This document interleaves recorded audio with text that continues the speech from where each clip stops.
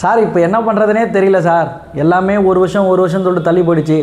வாழ்க்கையில் எத்தனையோ வருஷத்தை நான் தொலைச்சிட்டேன். இப்போ இந்த ஒரு வருஷத்தை நான் எப்படி யூட்டிலைஸ் பண்ணி நான் என்னோடய வாழ்க்கையை திருப்பி மீட்டெடுக்க போகிறேனே தெரியல சார், இதுக்கு ஏதாவது ஒரு வழி சொல்லுங்கள் சார் அப்படின்னம்னா, அப்போ அந்த காலம் முதல் இந்த காலம் வரைக்கும் சொல்கிற ஒரே விஷயம் என்னென்னா, தம்பி நம்ம படிக்கிற விஷயத்தை சரியாக பண்ணோமா. 2011 பார்த்தோன்னா படிச்சிருக்க நபர்கள் இன்னி வரைக்கும் படிச்சுட்டே தான் இருக்காங்க. போன 2024 படித்த பையன் 2025 வேலை வாங்கிட்டு போயிட்டான். அவனுக்கும் நமக்கும் என்ன வித்தியாசம்? அவங்க செயல்படுத்துதல். அந்த படிக்கிற விஷயத்த முதல்ல என்ன படிக்கிறன்றது ஒரு விஷயம் இருக்கும். இன்னும் நம்ம என்ன பண்ணால் பழைய நம்ம ஜென்ரேஷன் நம்ம குரூப் கோஷ்டி என்ன பண்ணுறாங்கன்னா, பழைய செக்மெண்ட்லேயே விட்டுங்க, இப்படிலாம் கேட்பாங்களா, இப்படிலாம் மாறிட்டாங்க. அதாவது அவங்களுக்கு ஏற்ற மாதிரி தான் நம்ம மாறுற மாதிரி இருக்குமே தவிர நமக்கு ஏற்ற மாதிரி எந்த ஒரு செயல்பாடு மாறாது. அப்போ மாற்றத்தின் தேவைக்கு ஏற்ற மாதிரி நம்மளோட அப்டேட்டை கொடுத்துட்டே இருக்கணும். அப்போ மட்டும்தான் நம்மளால் மாற முடியும். இல்லைனா அடுத்தடுத்த தோல்விகள் நம்ம பார்த்துட்டு தான் இருக்கணும்.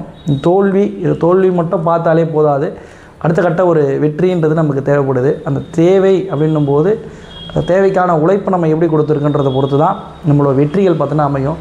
சும்மா நான் வெற்றி பெறலைன்னா வெற்றி பெறத்துக்கு நம்ம எவ்வளோ உழைச்சோம், நம்மளை மாதிரி இருக்கிற எவ்வளோ பேர் உழைச்சிட்ருக்காங்க, அவங்கள விட நம்ம எவ்வளோ அதிகமாக உழைக்கிறன்றதை பொறுத்து தான் நம்மளோட வெற்றி அமையும். ஏன்னா இன்றைக்கி காம்படிஷன் எக்ஸாமில் ஃபுல்லாமே அந்த வேகன்சியோட அளவு பார்த்தோன்னா குறைஞ்சிட்டே வருது. அப்போ குறையுதுன்னா அப்போ படிக்கக்கூடிய நபர்களோட எண்ணிக்கை அதிகமாக இருக்குது. நம்ம படித்து நம்ம மூளை ஏதோ மக்கி போச்சா அப்படின்னா கிடையாது. நம்மளோட படிக்கிற உத்வேகம் குறைஞ்சிடுச்சு. காலேஜ் படித்த பையன் டக்குன்னு வரும்போது அவனோட ஏற்கனவே படித்த ஸ்பிரிட்டில் வரான், டக்குன்னு இதை படின்றான், கண்ணை மூடிட்டு நம்புறான், இதை படி அப்படின்னா அவன் படிச்சிடறான். அவன் படிச்சுட்டு அப்படியே போய் வெளியில் கொட்டுறான், அப்படி முடிஞ்சிச்சு. அது இல்லாமல் நமக்கு மனக்கவலைகள் பார்த்தோன்னா ஏராளமாக இருக்கும். மனக்கவலைகள் மட்டும் வச்சுட்டுனா ஒரு தெளிவான சிந்தனை முதல்ல தேவை. அந்த தெளிவான சிந்தனை மட்டும் இருந்தால் போதும். தெளிவான சிந்தனையும் சரியான வழிகாட்டுதலும் இருந்தால் போதும்.